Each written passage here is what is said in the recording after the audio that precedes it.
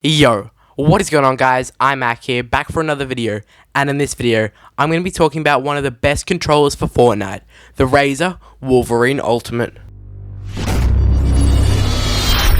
Just before I get into the video, guys, I want to say a massive thank you for 2,000 subscribers. That was my goal by the end of the year, and thanks to you guys, I've hit that. So yeah, thanks for supporting the channel and watching my videos. But I'm sure you want to know more about the Razer Wolverine Ultimate controller and why I think it's a really good controller for Fortnite. So, I've had this controller for about 2 months now, so plenty of time to play around with it and get used to it and get a good feel for it. It's pretty expensive. It's priced around the same price as the Xbox One Elite controller, which I would say is its direct competitor. So it's about 220 Australian dollars is what I paid for it. So in US money, it'll probably be a little cheaper, like 180 bucks US. But yeah, it's pretty expensive, around about the same price as the Xbox One Elite. And the Xbox One Elite is its direct competitor. So this controller is made for Xbox One and PC. Obviously, a big proportion of the player base is on PC, so this controller is great for PC and also Xbox One. Unfortunately, if you're PS4, you can't use this controller because it's just not compatible for some reason. I don't know why they just don't make like controllers that are compatible for both. Maybe it's like some programming that you can't have them for both. I really don't know. Maybe you can't even use USB controls on PS4. I don't have a PS4, never had, so I don't know how that works. But this is great for PC and Xbox One. And there are so many reasons why this is a really good controller. So let's start off with all the buttons. There are just so many extra buttons with this controller, and that's really great for Fortnite because there's a lot of different binds you want to do. You want to change this all up, and with this controller, that's really good. Like with some other controllers you can buy. So let's start off. So you got the standard controllers, standard PS4 controllers, standard Xbox controllers. They've just got the normal buttons and nothing else. No paddles on the back, no extra buttons on the top, nothing like that. But this controller has so many more paddles and buttons, even more than like a Pro controller that has paddles on the back.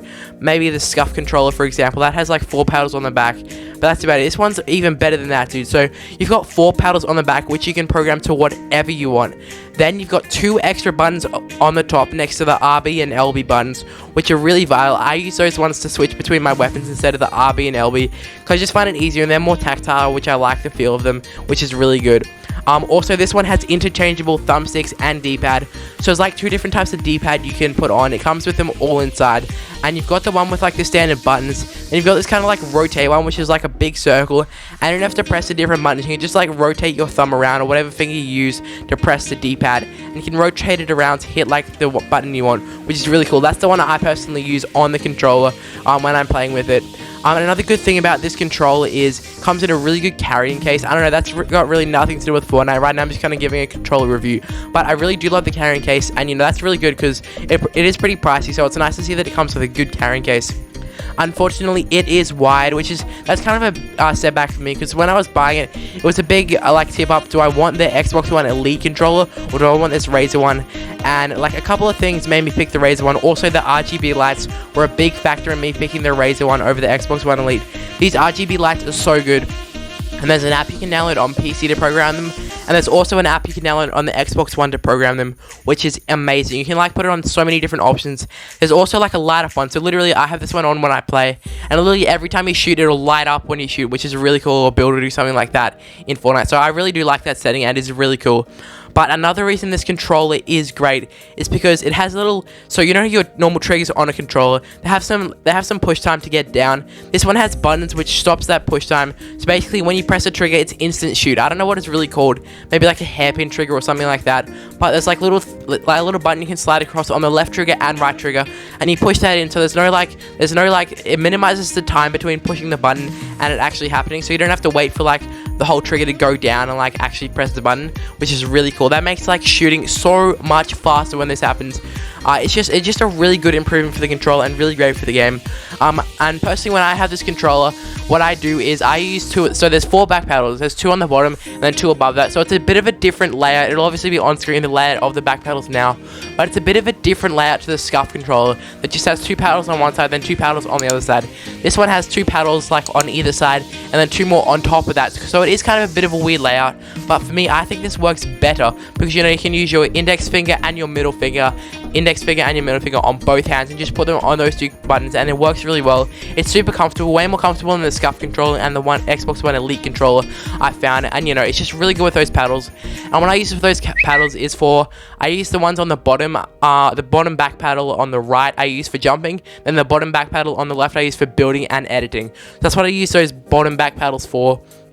You know, it's just really useful and it really helps improve your gameplay, and yeah, it's just really good. Also, it has interchangeable thumbsticks, which is really good because like different people like different size thumbsticks. You know, maybe you want a tall one because you got big thumbs, maybe you want a small one, and I think this is really good. So personally, what I do, I put a small one on the left thumbstick, which is the one for running around that I use for running around and moving, then a taller one on the right one, because it makes, for some reason, everyone's like, put a shorter one on the right one. Why would you put a taller one on there? But for me, my aim is better when I use a taller one on the right one. I don't know why that is, but yeah, I just find that I have better aim when I use a taller one, so I do put that one on. And you know, overall, this controller is just really good. I've never, before this, I was using like some cheap Chinese controller that just had extra paddles on the back, and it would break I probably went through one every 2 weeks. They're pretty cheap. They're only like 25 bucks. And I'll probably go through one every 2 weeks. And that's why I was like, alright, I gotta stop buying these, dude. I bought them so much. So I just went out and bought the Wolverine Ultimate controller. You know, I've never looked back since. It's just such a good controller. And, you know, as I said, it's got a cable, which is a bit of a downside.